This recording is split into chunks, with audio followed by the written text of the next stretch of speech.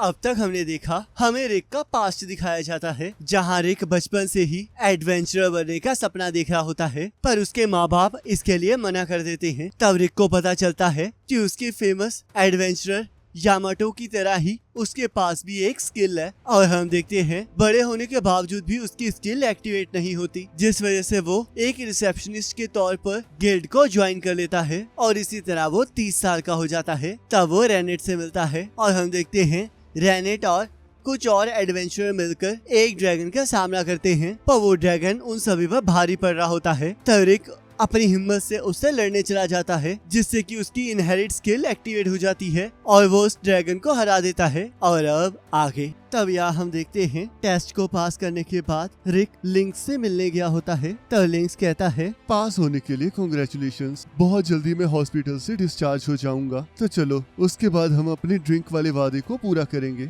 ये तो अच्छा आइडिया है, तो फिर हम ये कहाँ करेंगे? मैं तुम्हारी टीम में बहुत ज्यादा इंटरेस्टेड हूँ, तो अगर पॉसिबल हो तो हम तुम्हारी जगह पर ये करेंगे। जिसे सुनकर रिक को सदमा लग जाता है और वो लिंक्स को अपना आर्मर सूट पहनकर उसकी जगह पर आने के लिए कहता है। तब यहाँ लिंक्स रिक के अड्डे को ढूंढ रहा होता है, तब उसे एक जगह मिलती है और वो कहता है, तो क्या ये एक डीमन लॉर्ड का कैसल है? तब लिंक्स जाकर उस कैसल के दरवाजे की घंटी दबा देता है और रिक उसे लेने आ जाता है और कहता है, मुझे माफ करना कि मैंने तुम्हें इतनी दूर बुलाया, पर मुझे यहाँ पर आसपास मॉन्स्टर नहीं दिखाई दे रहे, आखिरकार ऐसा क्यों है? मॉन्स्टर इस जगह से दूर ही रहते हैं। तो फिर तुमने मुझे ये आर्मर पहनने के लिए क्यों कहा? ये बस इसलिए है ताकि आप कॉफिन में घर वापस ना जाएं। आखिरकार तुम्हारा इससे क्या मतलब है? और तब वो लोग पैलेस के अंदर चले जाते हैं, जहाँ रेनेट लिंक्स का स्वागत करती है और एलिस रिक को खेलने के लिए बुला रही होती है। तब लिंक्स सोचता है, काश मेरी बेटी भी इसी की तरह खुश रहे। तब एलिस अपने मैजिक से लिंक्स पर हमला कर देती है। तब लिंक्स सोचता है, इसने तो सिर्फ बैंक कहकर ही 6 नेचर मैजिक को मेरे ऊपर फेंक दिया।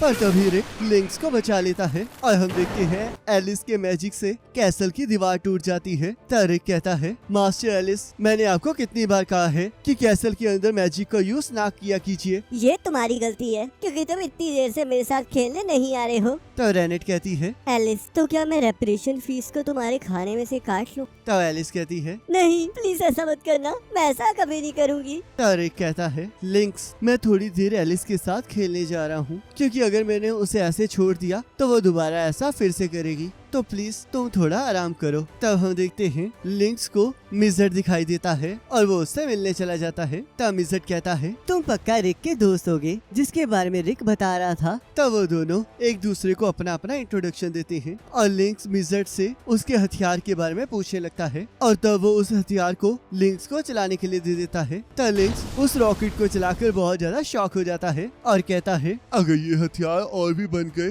तो हमारे लड़ाई करने के तरीके ही बदल जाएंगे। और तब वो वापस कैसल में आ जाता है और हम देखते हैं उसे एक रूम में ब्रॉम्स्टन दिखाई देता है। तब ब्रॉम्स्टन उसे अपने रूम में बुला लेता है। तब लिंक्स कहता है, यहाँ पर तो बहुत सारी बुक्स हैं, क्या आपने यहाँ पर सारी बुक्स पढ़ी हैं? तब ब्रॉम्स्टन कहता है, वैसे तो मैंने यहाँ पर सारी बुक्स पढ़ी हैं, पर जब से मैं रिक की ट्रेनिंग में मदद कर रहा हूँ तब से मैं नई बुक्स नहीं पढ़ पाया हूँ। तब लिंक्स कहता है, तो क्या इसका मतलब आप उसे ही ट्रेन कर रहे हैं? तब ब्रॉम्स्टन कहता है, सही कहा, क्या तुम इसमें इंटरेस्टेड हो? तब लिंक्स कहता है, बिल्कुल, क्या आप मुझे बता सकते हैं कि मुझे क्या करना चाहिए? तब ब्रॉम्स्टन कहता है, तुम्हारी आंखें बहुत अच्छी हैं और ये वैसे ही चमकती हैं जैसे रिक की आंखें चमकती हैं। तब यहाँ रिक को पता चलता है कि लिंक्स ब्रॉम्स्टन के साथ ट्रेनिंग करने गया हुआ है। तब रिक कहता है, लिंक्स, आखिरकार तुमने ये क्या किया? तब यहाँ हम देखते हैं ब्रॉम्स्टन ने लिंक्स के पैरों में भी बेड़ियां बांधकर उसे भागने के लिए कहा होता है और हम देखते हैं लिंक्स पहाड़ी के नीचे गिर रहा होता है और आखिरी बार अपनी फैमिली को याद करता है। पर तभी हम देखते हैं वो एक सुअर के ऊपर गिर जाता है, जिस वजह से वो बच जाता है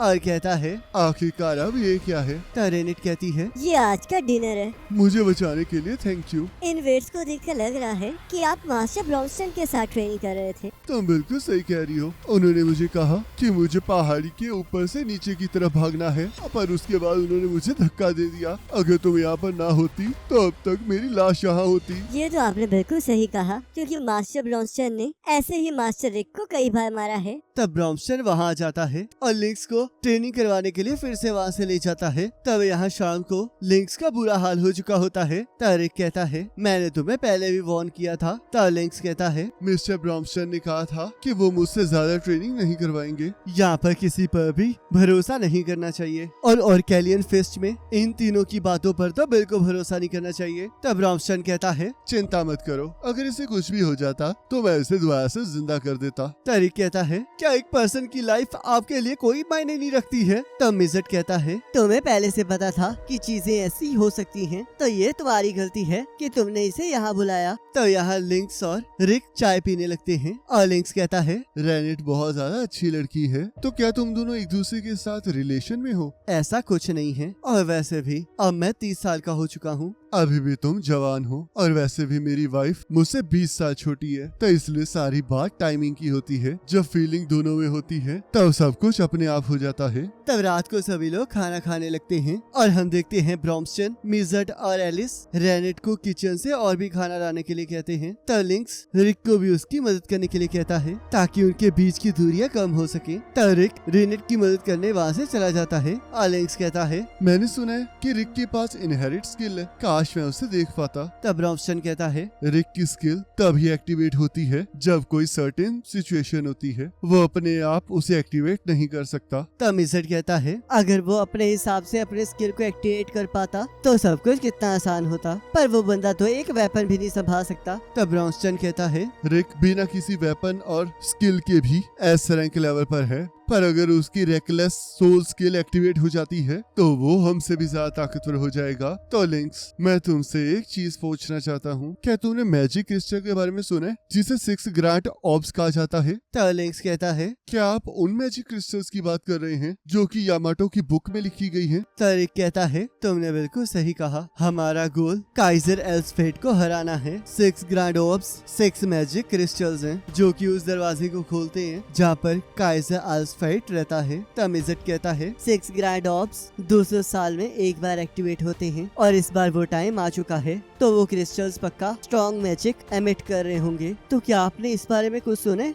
या फिर इसके रिलेटेड कोई चीज हो? तब लिंक्स कहता है अगर आप सभी लोग इस बारे में बात कर रहे हैं तो वो सही ही होगा, पर अभी तक मुझे ऐसा कुछ याद नहीं आ रहा, तो इसलिए मैं एक बार सीक्रेट एजेंसी से इसके बारे में बात करूंगा और अगर मुझे कुछ पता चलेगा तो मैं आपको बता दूंगा। तारिक कहता है वैसे मैं आपसे पूछना चाहता था कि क्या आपके पास मेरे लिए कोई और एडवाइस है, क्योंकि वो सारी चीजों में तो पूरी तरह से परफेक्ट है, जिस वजह से मुझे अच्छी टाइमिंग नहीं मिल रही है। तो यहाँ अगले दिन हमें एक गिल्ड दिखाया जाता है। तब रे कहती है अब तो मैं एक एडवेंचरर बन चुकी हूँ, तो आखिरकार मुझे यहाँ पर साफ सफाई क्यों करनी पड़ रही है? मैं तो अब लड़ सकती हूँ और यहाँ के मॉन्स्टर्स मेरे आगे बिल्कुल नहीं टिक पाएंगे। तो यहाँ हम देखते हैं ब्रॉम्स्टन, एलिस और रिक एक क्वेस्ट लेने उस गिल्ड में आए होते हैं। तब गिल्ड मास्टर कहता है मुझे माफ करना, पर आप ये नहीं ले सकते। तब ब्रॉम्स्टन कहता है पर आखिरकार ऐसा क्यों है? मेरे हिसाब से हम इस क्वेस्ट को अच्छे से कर सकते हैं। तब रे सोचती है ये तो बोलने वाला और क्या है, और इस पर ये छोटी बच्ची कौन है और उनके साथ एक नॉर्मल सा बूढ़ा आदमी, आखिरकार ये किस तरह की टीम है? तो गिल्ड मास्टर कहता है हमें पता है कि आप क्या कर सकते हैं, पर फिर भी आप ये नहीं कर सकते। तब रिक कहता है इस क्वेस्ट के लिए हमें 4 लोग चाहिए और उनमें से 2 ए रैंकर्स होने चाहिए। तो अगर हमें ये चाहिए तो हमें एक टेम्परेरी मेंबर को टीम में इंक्लूड करना होगा। तब ब्रॉम्स्टन कहता है अगर ऐसी बात है तो फिर हमें एक हेल्पर चाहिए। तब गिल्ड मास्टर कहता है क्यों नहीं, हम इसमें आपकी जरूर मदद करेंगे। और तब वो रे को उनकी मदद करने के लिए कहता है और हम देखते हैं रे उनकी मदद करने के लिए मान जाती है। तब यहाँ वो सभी लोग कुछ ढूंढने के लिए निकल जाते हैं। तब रे कहती है हम कुछ ढूंढ रहे हैं। तारिक कहता है हाँ, हम एक मैजिक क्रिस्टल को ढूंढ रहे हैं और हमारे एक दोस्त ने बताया है कि वो यहीं कहीं आसपास है। तो क्या हमें इसके अच्छे पैसे मिलने वाले हैं? उसके अच्छे पैसे तो मिलेंगे ही, पर वो बहुत ज्यादा खतरनाक चीज है, तो इसलिए हम उसे यहाँ नहीं छोड़ सकते। और वो क्रिस्टल बहुत सारे मॉन्स्टर्स को अपनी तरफ खींचता भी है। तुम चिंता मत करो, मैं किसी भी मॉन्स्टर को आसानी से संभाल सकती हूँ। मैं अभी F रैंक हूँ और मैं बहुत जल्दी A रैंक पर पहुँच जाऊंगी। तो फिर मुझे भी बहुत ज्यादा मेहनत करनी पड़ेगी। पर आखिरकार तुम किस रैंक पर हो रिक? मैं अभी ई रैंक में प्रमोट हुआ हूँ। ये तो सच में बहुत लेट चल रहा है, मुझे इसके जैसा बिल्कुल नहीं बनना है। और तब यहाँ उन्हें वो क्रिस्टल दिखाई दे जाता है। तब यहाँ उन्हें रास्ते में एक ड्रैगन मिल जाता है और ये कहती है ये तो एक वाइबर्न है ये तो अकेले ही बहुत ज्यादा खतरनाक होते हैं और अगर इनका नेस्ट करीब है तो ये अपने दोस्तों को भी साथ बुला सकते हैं। तब रॉमस्टन आगे बढ़ने लगता है और रे कहती है, रुको जरा, क्या तुम्हारे पास कोई प्लान है? तब रॉमस्टन कहता है, प्लान? अगर मुझे कोई प्लान बनाना ही है तो फिर मैं इन्हें रास्ते से हटाता जाऊंगा। और तब वो उस ड्रैगन को एक जोरदार मुक्का मारता है जिससे वो ड्रैगन दूर जाकर गिरता है। तब रे कहती है, अगर तुम ऐसे करोगे तो उसके दोस्त जल्दी ही यहाँ आ जाएंगे। तब रॉमस्टन कहता है, इसी वजह से मैंने उसे ज्यादा जोर से पंच नहीं मारा ताकि वो मरे ना। आखिरकार तुम लोग पागल हो क्या तुम लोग उस वेवन का खाना बना चाहते हो? तब रिक रे को वहाँ से ले जाता है और रे कहती है, तुमने ये कभी नहीं कहा था कि हम वाइवर्न से लड़ने जा रहे हैं। क्या तुम लोग मुझे मारना चाहते हो? पर तुमने तो कहा था कि तुम स्ट्रांग हो। वो मेरा फ्यूचर प्लान था और उसके बाद मैं बहुत जल्दी ताकतवर बन जाऊंगी। और तब हम देखते हैं बहुत सारे ड्रैगन्स ब्रॉम्पटन और एलिस पर हमला कर देते हैं और वो लोग उन ड्रैगन्स को बहुत बुरी तरह मारना स्टार्ट कर देते हैं। तब रे कहती है, आखिरकार यहाँ पर चल क्या रहा है? तभी वहाँ पर एक रेड वाइवन रिक और रे पर हमला कर देता है। तब रे कहती है, आखिरकार ये यहाँ पर क्या कर रहा है? इसे तो एक ए रैंकर भी बड़ी मुश्किल से संभाल सकते हैं। हमें यहाँ से भाग जाना चाहिए। सही कहा, तुम्हें यहाँ से भाग जाना चाहिए क्योंकि मुझे कुछ चेक करना है। आखिरकार तुम ये क्या बकवास कर रहे हो? कोई भी ई और एफ रैंकर इसका मुकाबला कभी नहीं कर सकता। तो फिर आखिरकार तुम यहाँ से चली क्यों नहीं जाती? अगर ऐसी बात है तो मैं भी तुम्हारे साथ मिलकर लड़ाई करूंगी। चाहे ये टीम टेम्परेरी हो पर फिर भी तुम मेरी टीम के मेंबर हो और वैसे भी कभी भी यामाटो अपने दोस्तों को पीछे छोड़कर नहीं जाएगा। तुम बिल्कुल सही कह रही हो। तो चलो फिर तुम मेरा साथ देना। और तब वो ड्रैगन उन पर हमला करने लगता है और रे अपने मैजिक को इकट्ठा करने लगती है। पर हम देखते हैं रिक के एक पंच से उस ड्रैगन का सिर उड़ जाता है और रिक कहता है, मैं तो सच में बहुत ज्यादा ताकतवर हो चुका हूँ। आखिरकार अब ये क्या था? आखिरकार तुमने मुझे भागने के लिए क्यों कहा था और ये भी क्यों कहा कि मैं तुम्हारा साथ दूं? तब अगले दिन रे अपने काम पर वापस चली जाती है और गिल्ड मास्टर कहता है, तुमने कल अच्छा काम किया और मैं बहुत ज्यादा खुश हूँ कि तुम जिंदा वापस आ गई। आखिरकार तुम सोच क्या रही हो? माफ करना, कल मेरे साथ बहुत कुछ हुआ। मैं समझ गया, जब भी वो लोग यहाँ आते हैं तब कुछ न कुछ खतरनाक जरूर होता है। पर कल तो कुछ ज्यादा ही हो गया। मुझे नहीं पता था कि हम वाइवर्न्स को भी खा सकते हैं। वो लोग डिफरेंट हैं क्योंकि वो लोग इस कॉन्टिनेंट की सबसे स्ट्रॉन्गेस्ट टीम है और वो सारे एस रैंक मॉन्स्टर्स हैं। अगर ऐसी बात है तो मुझे भी एस रैंकर बनना है। वो तो सच में बहुत ज्यादा अमेजिंग थे, तो इसलिए सबसे पहले मैं अपने रैंक की एग्जाम में अपना बेस्ट दूंगी। तो चलो फिर मैं ट्रेनिंग करने जा रही हूँ। तब यहाँ ब्रॉम्पटन कहता है, ये रेड फ्लावर है 6 ग्रांड ऑब्स में से एक। तो अगर हम इसे माना से रेजोनेट करेंगे तो हमें बाकी 6 ग्रैंड ऑब्स की लोकेशन भी पता लग जाएगी। तब एलिस कहती है, ये मैं ट्राई करना चाहूंगी। तब मिजट कहता है, ऐसा कुछ नहीं होगा क्योंकि अगर तुम ऐसा करोगी तो तुम पूरे कैसल को उड़ा दो। और तब मिजट अपने मैजिक की मदद से एक और ऑब की लोकेशन ढूंढ लेता है। तब ब्रॉम्पटन कहता है, ये जगह तो हेरेक्टोपिया लग रही है। ये वो फेमस कंट्री है जो कि अपने क्लोसम और कॉम्पैक्ट स्पोर्ट के लिए बहुत ज्यादा फेमस है। और इसी के साथ एपिसोड खत्म हो जाता है। और नेक्स्ट एपिसोड का लिंक आपके स्क्रीन पर आ रहा होगा, उस पर क्लिक करके अगले एपिसोड को देख सकते हो।